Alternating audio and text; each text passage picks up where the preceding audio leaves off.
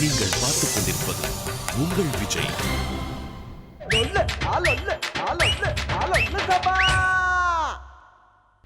இன்னொரு 10 வருஷத்துக்கு சாருக்கு டேட் கிடையாதுயா.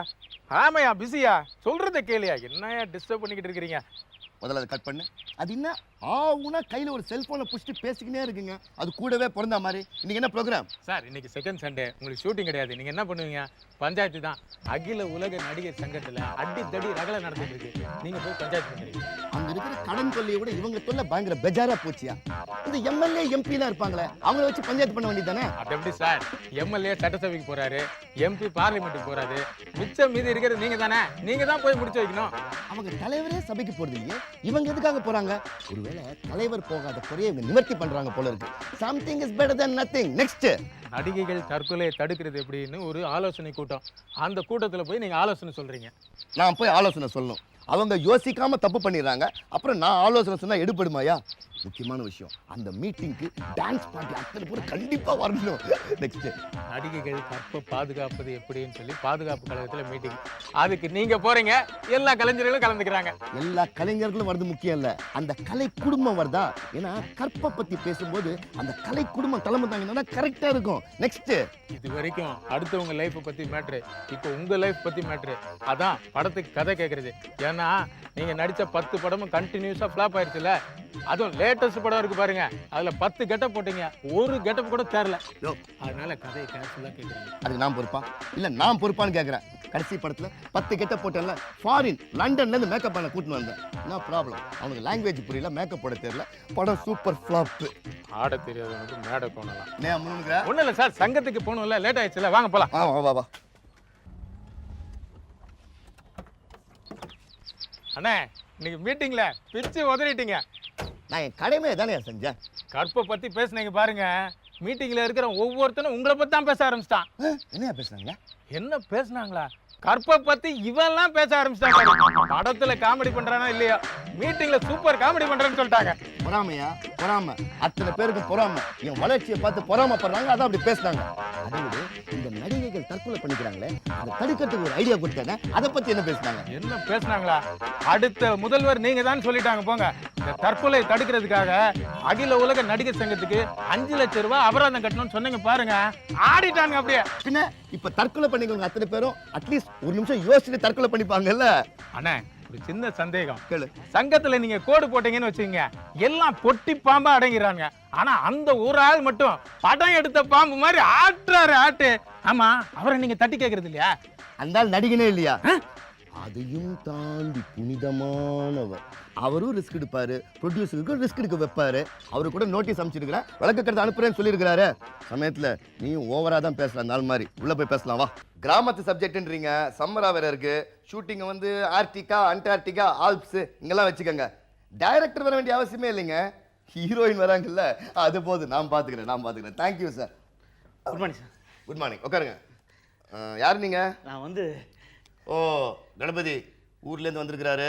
ஊருக்கு திரும்பி போகிறதுக்கு டிக்கெட் வாங்குறதுக்கு காசு இல்லை, சாப்பாடு போக சாப்பிட்டு டிக்கெட் வாங்கி கொடுத்து அனுப்பு. சார், நான் 2 வருஷமா உங்ககிட்ட கதை சொல்ல அழைச்சிட்டு இருக்கேன் சார். ரொம்ப சாரி சார். உங்களுக்கே தெரியும், ஆர்டிஸ்ட்டு அந்த பிஸினால டென்ஷன் வர ரொம்ப ஜாஸ்தியாக போயிடுது. கணபதி 1.5 வருஷமா கதை சொல்லிட்டு வந்துருக்கேன். நான் எங்கேயாவது சார், அந்த ஆள் தான் சார். கேப்பை கழட்டிட்டா உங்களுக்கு அடையாளம் தெரியல. அடையாளம் தெரியல. உங்களுக்கு என்ன வயசு இருக்கும் சார்? கதை சொல்றதுக்கும் வயசுக்கும் என்ன சார் சம்பந்தம் இருக்கு? இருக்கு சார். உங்களை பார்த்தா பீம் சிங், ஏபி நாகராஜன் காலத்து ஆள் மாதிரி தெரியுது. வயசானால யூத் மிஸ் ஆயிடும் சார். அதனால தான் என்ன மாதிரி யங் ஹீரோஸ்லாம் எங்களை விட யங்கர் டைரக்டர்ஸை போட்டு படத்தை ஹிட் பண்றோம். அப்படி பார்த்தா இண்டஸ்ட்ரியில இருக்கிற அத்தனை பேரும் விஆர்எஸ் பார்ட்டிங்க. அவங்க 16 வயசு பொண்ணுங்களோட கட்டி பிடிக்கலையா, முத்தம் கொடுக்கலையா, டூயட் பாடலையா, அந்தரத்துல பறந்து பல்ட்டி அடிச்சு 50-60 பேரை அடிக்கலையான்னு நீ கேட்க நினைக்கிறேன். அப்படிதானே? இப்படி ஓவரா திங்க் பண்ணேன்னு வச்சுக்க, நீ இவர்கிட்ட கதை சொல்ல முடியாது, படம் பண்ண முடியாது, ஃபியூச்சர் டார்க் ஆயிரும். கணபதி போதும், நிறுத்து. மனசாட்சி பேசுது சார். ஆமா, இதுக்கு முன்னாடி யார்கிட்ட கதை சொன்னீங்க? நான் வந்து உங்க வீட்டு வேலைக்காரன், வாட்ச்மேன், கார் டிரைவர், உங்க ரசிகர் மன்ற தலைவர், உங்க மச்சினே, உங்க ஒய்ஃப், ஏன் அந்த பிஏட்ட கூட சொல்லியிருக்கேன் சார். எல்லாருமே கதையை போயிட்டு அப்படியே ஆடி போயிட்டாங்க சார். அந்த அளவுக்கு. அதெல்லாம் பரவாயில்லைங்க, என்னால இப்போ உட்காந்து கதை கேட்க முடியாது சார். ஏதாவது அண்டர்ல ப்ராப்ளமா? அது ஒண்ணும் இல்லப்பா, பிராண்ட மாத்தி சாப்பிட்டாரு, தண்ணி பிரச்சனை. நீ கதை சொல்லு. கணபதி மனசாட்சி சார். நீங்களும் 1.5 வருஷம் என்கிட்ட கதை சொல்றதுக்கு நாயா அலைஞ்சிருக்கேன்றீங்க. என்ன இது? இல்ல சார், ஆர்டிஸ்டை இம்ப்ரெஸ் பண்றது ஒரு டைரக்டரோட கடமையாச்சே, அதான். அடிக்கடி என்ன இம்ப்ரெஸ் பண்ணுங்க. முக்கியமான விஷயம், 4 கோடி ரூபாய் சம்பளம் வாங்குற ஆர்டிஸ்ட்ல நானும் ஒருத்தன். எனக்கு உலகம் ஃபுல்லா ரசிகர்கள் இருக்காங்க, ஞாபகம் வச்சுக்கோங்க. அவுட்லைனை எவ்வளவு நேரத்துல சொல்லுவீங்க? Only 6 hours. யோ, படத்தையே அவன் 2 ஹவர்ல முடிச்சிடறான், நீ 6 ஹவருக்கு அவுட்லைன் சொல்ல போறியா? நச்சுன்னு 2 வரையில முடிக்கணும். நாயா இருந்தவன் நாயகனா மாறான்.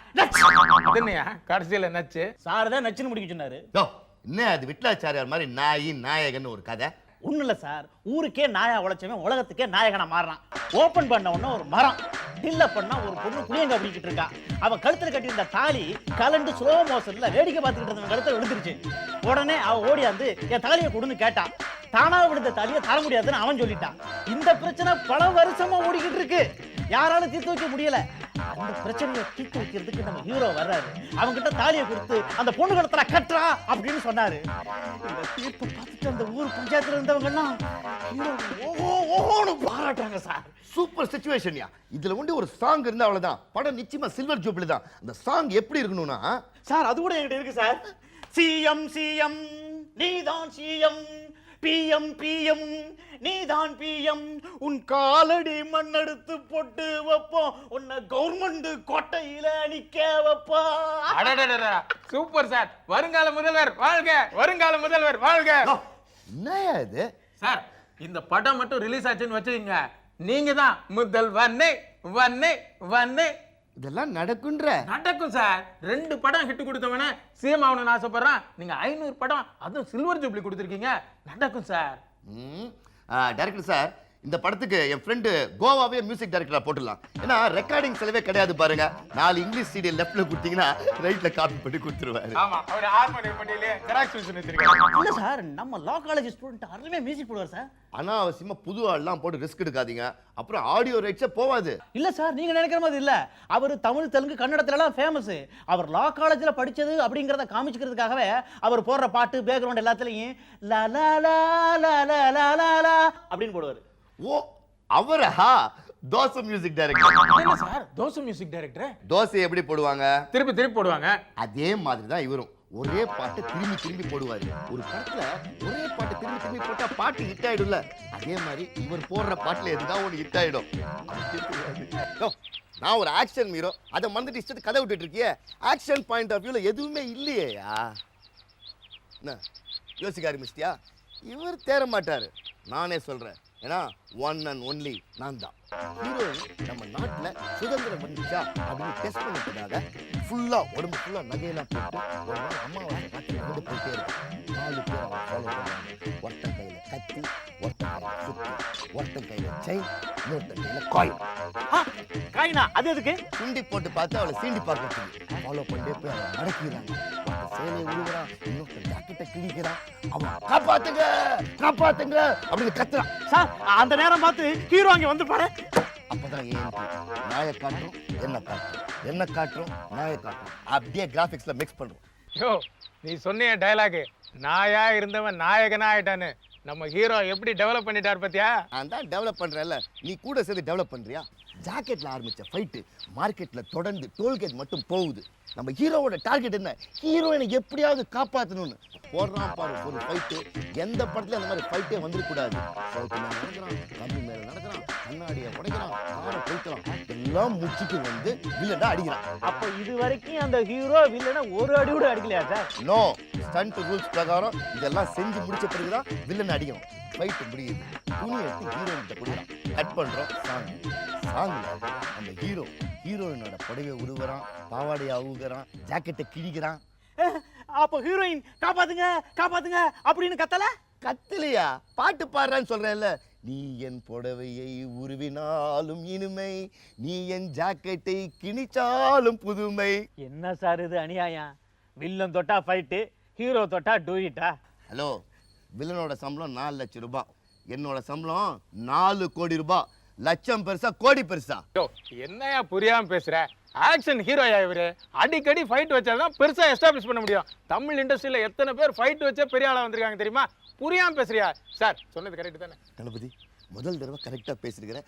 மனசாட்சி பேசலையே, ரொம்ப தேங்க்ஸ். அதெல்லாம் விடுங்க, உங்கள் படத்தில் சென்டிமெண்ட்டே இல்லையா சார்? சார் இது ஆக்ஷன் படங்கிறீங்க, அப்புறம் எதுக்கு சார் சென்டிமெண்ட்? ஆக்ஷன் படமாக இருந்தாலும் இது முதல்ல தமிழ் படம். தமிழ் படத்தில் சென்டிமெண்ட் கண்டிப்பாக இருக்கணும். அப்போ தான் பொம்பளைங்களாம் விக்கி விக்கி அழுவாங்க.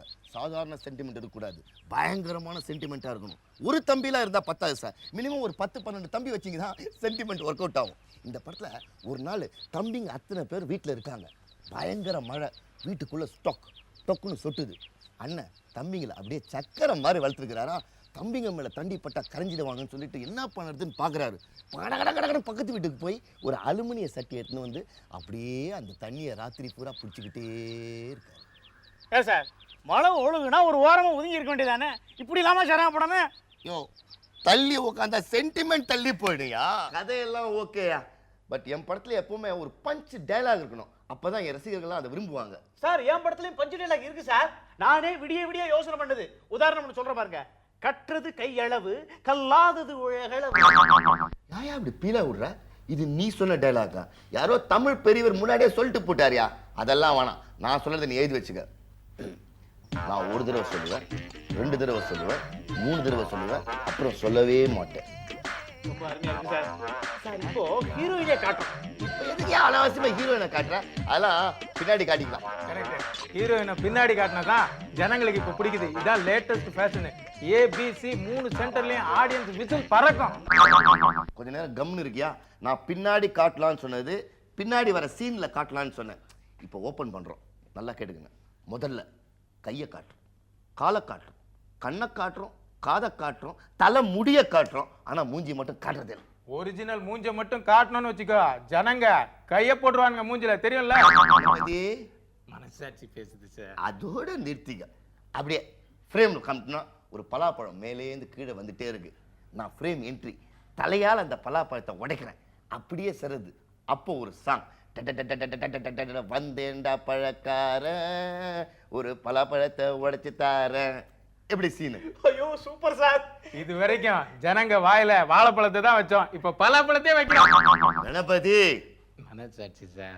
மனசாட்சி ஓரம் கட்டி வச்சுட்டு அந்த அளவு நல்ல சீனா திங்க் பண்ணியா? அதை விட்டு முக்கியமான விஷயம், அந்த அளவுக்கு டிஃபனே வாங்கி தராத. தேர்தலில் அழிதடி சண்டை, சங்கம் 2ஆக உடைந்தது. என்னங்களா காலங்காலத்தில் நியூஸே சரியில்லையே சார். டிவி ரிப்போர்ட்டர்ஸ் எல்லாம் பேட்டி எடுத்து வந்திருக்காங்க. வணக்கம் சார். வணக்கங்க. கணபதி, உனக்கு தான் இந்த சங்கத்தோட பிரச்சனைகள்லாம் ரூல்லாம் தெரியுமே. நான் டிவிக்கெல்லாம் பேட்டி கொடுக்கக்கூடாதியா? சாரி சார், நான் பேட்டிலாம் தர முடியாது சார். நான் கண்டியில் வந்துங்க சார். சார் வணக்கம் சார். உங்களை பார்த்தவங்களே தான் சார் எனக்கு கை காலெலாம் ஓடல, வாயெல்லாம் குறணுது. ஏன்னா நான் ஒரு பேட்டி கொடுப்போம், நீங்கள் அதை மாற்றி போட்டு உல்ட்டா பண்ணி கிராஃபிக்ஸ்லாம் பண்ணி வேறு மாதிரி போட்டுருவீங்க. இருந்தாலும் எங்கள் சங்கத்து ரூல் பிரகாரம் நான் பேட்டிலாம் கொடுக்கக்கூடாது சார். சார் நீங்கள் பேட்டி மட்டும் கொடுக்காம இருந்தீங்கன்னா உங்களை பழைய பேட்டி கிளிப்பிங்ஸ்லாம் எடுத்து போட்டு இந்திய தொலைக்காட்சிகளின் முதல் முறையாக சங்க விதிகளை மீறி பேட்டி தருகின்றார் உங்கள் அபிமான நட்சத்திரம் ராம் கான் அப்படின்னு போட்டுருவோம். I am coming from Peter TV. Don't worry. நீங்க எந்த லாங்குவேஜ் வேணா பேசலாம், நாங்க டப் பண்ணி டெலிகாஸ்ட் பண்ணுவோம். சார் நான் வந்து மன் டிவிலேருந்து வரேங்க சார். நீங்கள் தைரியமாக பேட்டி கொடுக்கலாம். உங்கள் பேட்டி வந்து டெலிகாஸ்ட் ஆகாது, ஏன்னா இதை நாங்களே எடுத்து நாங்களே போட்டு பார்த்துக்கலாம். யோ இன்னும் அது பிரச்சனை, கால் சீட்டில் தான் சொதப்புறேன்னு பார்த்தா இந்த விஷயத்துலையும் சொதப்புறேன். சார் நீங்க ஒன்றும் கவலைப்படாதீங்க, நான் பார்த்தேன். வாங்க பிரதர்ஸ், நீங்க வாங்க, நீங்க வாங்க. நம்ம படத்து ஹீரோயின் அதான் சார், பியூட்டி குவீன் ஜித்தா நகி. பாம்பேலேருந்து ஃப்ளைட்டில் வந்துட்டாங்க, கணபதி கூட்டு வர போயிருக்காரு. வந்தோடனே பேசி முடிச்சிடலாம். சார் நம்ம ஹீரோயின் வந்துட்டாங்க. வணக்கம் சார். ஹாய் ஜித்தா நகி, இப்போதான் உங்களை பற்றி பேசிட்டு இருந்தோம். உங்களுக்கு ஆயுசு 100. No sir, I'm sweet 16. Oh what a funny joke. வந்து உட்காருங்க. See, play while you play, sleep while you sleep. இப்போ இங்க உட்காருங்க. மேடம் உங்க ஆக்டிங்ல உங்களுக்கு ப்ரீவியஸ் எக்ஸ்பீரியன்ஸ் என்ன? நான் இண்டஸ்ட்ரிக்கு வந்து 10 years ஆகுது. ஏன்னா அமீர் கான், அபிஷேக், சல்மான் கான்லாம் கூப்பிட்டுச்சு. ஏன்னா மம்மி சொல்லிச்சு பாப்பாக்கு பரீட்சை இருக்குன்னு, அதனால வேணாம்னு சொல்லிச்சு. என்ன படிச்சிருக்கு? LKG. அஜயா, LKG கான்வென்ட்ல பாப்பா படிச்சிருக்குது. நீ என்ன படிச்சிருக்கிற? நான் MA படிச்சிருக்கேன். இதெல்லாம் ஒரு படிப்புன்னு வெளியில சொல்லிக்கிறேன். பாப்பா மாதிரி கான்வென்ட்ல படிச்சிருக்கிறியா? அந்த தமிழ் டயலாக்க பாப்பா கிட்ட சொல்லு. டயலாக்மா, நீயும் நானும் அப்படியா பழகணும், தாயும் சேயும் மாதிரியில பழகணும், இந்த மாதிரிலாம் சொல்லி என் மேல படிய போட்டாதீங்க. இதான் டயலாக். நீயும் நானும் அப்படியே பழக்கணும், நாயும் பேய மாதிரி பழக்கணும். இப்படியெல்லாம் சொல்லி என் மேல பள்ளிய போட்டுறாதீங்க. பள்ளி இல்லம்மா, பழி. போதும் நித்யா, நான் தமிழ் பாடம் எடுக்கிற படம் எடுக்கிறியா? இந்த பொண்ணு பியூட்டி குவீன். இதை வச்சுட்டு நம்ம படத்துல கவர்ச்சிகரமா இந்த வயத்துல ஆம்லெட் போடுறது, அதுக்கப்புறம் ஆஃப் பாயில் போடுறது, சிக்கன் வறுக்கிறது, இந்த மாதிரி யோசியா? சார் மசால் தோசை போடலாமா? வெண்ண மாதிரி உளராதியா, நீ கம்முடுறியா? சார் நான் சொல்லட்டுமா சார்? தாராளமா சொல்லுங்க. ஒரு ஹோட்டலுக்கு ஹீரோவும் ஹீரோயினும் போறாங்க. அங்க ஹீரோ சாப்பிட்ற ஐஸ்கிரீம் ஸ்லிப் ஆகி ஹீரோயின் வயித்துல விழுந்துடுது. அதை ஹீரோ சாப்பிட்றாரு. Fantastic, super. நீங்களே இதை யோசிச்சிங்களா? பாத்தியா ஒரு வட இந்திய பொண்ணு தமிழுக்கு சீனுக்கு பக்காவா சொல்லுது. நீ தமிழ் டைரக்டர்ன்ற இன்னும் பேரவே மாட்டேங்குதே. இந்த ஷூட்டிங்கை குழு மணாலியில் வச்சுக்கலாமா? வச்சுக்கலாம் சார். ஆனா எனக்கு ஒரு பஸ் வேணும். என்னங்க நீங்க ஒரு ஆள் எதுக்குங்க ஒரு பஸ்? எங்க ஃபேமிலில இருந்து அங்கிள், ஆன்ட்டி, பிரதர், சிஸ்டர், என்னோட பெட் டாக் கூட வரும்.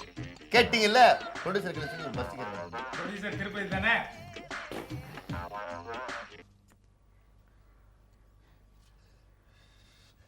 கதை ஓகே, என்னோட கெட்டப் நல்லா தான் இருக்கு, சீன்ஸ்லாம் நல்லா இன்ட்ரெஸ்டிங்காக பண்ணியிருக்கீங்க. ஏபிசிடிலேருந்து ஆரம்பிச்சு இசட் மட்டும் ஜெட் வேகத்தில் போகுது. இன்னொரு சில்வர் ஜூப்ளி தான். மற்ற விஷயத்தில் பிஏட்ட பேசிக்கோங்க. சாரோட சம்பளம் என்னன்னு தெரியும்ல? 4 கோடி ரூபா. அது மட்டும் இல்லை, dubbing rights, Hindi rights, satellite rights, எல்லா ரைட்ஸையும் கொடுத்துடணும். ஏன்னா அதெல்லாம் கேட்கறதுக்கு அவருக்கு ரைட்ஸ் இருக்கு. சார் நான் கூட்டிட்டு வந்திருக்க ப்ரொடியூசர் புதுசு, 4 கோடி ரூபாயெல்லாம் தாங்க மாட்டார் சார். நீங்க கொடுக்கலன்னா எங்க பட்ஜெட் தாங்காதேயா? நீங்க கொடுக்குற பணத்தை நாங்க ஸ்விஸ் பேங்க்ல போடுறோம், காலேஜ் கட்டுறோம், கல்யாண மண்டபம் கட்டுறோம். நான் படிக்கலங்கிறதுக்காக எத்தனை ஏழை பசங்களுக்கு என் காலேஜில் சீட் போட்டு கொடுத்துருப்பேன் தெரியுமா? எத்தனை ஏழை மக்களுக்கு கல்யாணம் பண்ணி வச்சிருப்பேன் தெரியுமா? இதெல்லாம் எதுக்காக செய்யறோம்? இன்கம் டாக்ஸ் ரைடர்ல இருந்து தப்பிக்கிறதுக்கு தான். ஏழைங்களுக்கு காலேஜ் கட்டுறேன்னு சொல்லுவாங்க. ஆனா ஏழைங்க அங்க உள்ளே போக முடியாது. எல்லாம் லட்சமா டொனேஷன் வாங்குவாங்க. ஏழைங்களுக்கு கல்யாண மண்டபம் கட்டுங்கன்னு சொல்லுவீங்க. ஏழைங்களுக்கு முதல் நாள் 40 ஜோடிகளுக்கு கல்யாணம் பண்ண வேண்டியது. அதுக்கப்புறம் ஒரு நாள் வாடகை 1 லட்சம் ரூபாய். எந்த ஏழையும் உள்ள போக முடியாது. வெளியில நின்று எச்எல்ஏ சாப்பிட அப்படிதானே சார்? கணபதி மனசாட்சி பேசுச்சு சார். உன் மனசாட்சி ரொம்ப அதிகமா பேசுதியா? ஹலோ. பயங்கரமா முதல் நாள்லேவா பிச்சுக்கிச்சா? யார் போன்ல பில்டப் ரொம்ப ஜாஸ்தியா இருக்குது. படம் ரிலீஸ் ஆயிடுச்சு சார், ரிசல்ட் வந்துகிட்டே இருக்கு. சூப்பர் ஹிட்டா? ஆமா, ஊத்துக்குழியில இருந்து பேசுறான். படம் வெண்ண மாதிரி இருக்கான். அந்த ஆள் மூஞ்சிலே போட்டு காமிங்கன்னு சொல்லி பெட்டி அனுப்பிச்சிருக்கானா. ஏயா அத இந்த ஆள் வந்திருக்கிறானே, 4 கோடி இல்லைனாலும் கொஞ்சம் கம்மி பண்ணி அட்வான்ஸ் வாங்கி அனுப்பிச்சிடு. இது பாரு, 4 கோடி சொன்னல, சாருக்கு உன்னுடைய கதை ரொம்ப பிடிச்சி போச்சு. அதனால 4 கோடி வேணாம், ஒரு 3.5 கோடியை கழிச்சுக்கிட்டு ஒரு அரை கொடுத்தேன்னா போதும். ஐயோ ஐயோ என்ன கொண்டைய பாளையத்துல இருந்து பூச்சிட்டு நினைச்சியா? வரிசையா 10 படம் பிளாப் கொடுக்க வேண்டியது, அதுல ஏதாவது நீங்க தப்பா 100 நாள் 25 நாள் ஓடி போயிடும். உடனே உங்களுக்கு 4 கோடி கேக்குதா? 4 கோடி.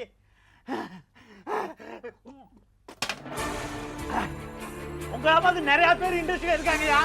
அவங்களெல்லாம் களை எடுக்கத்தான் நாங்க வந்திருக்கோம். என்ன நான் யாரு தெரியுமா?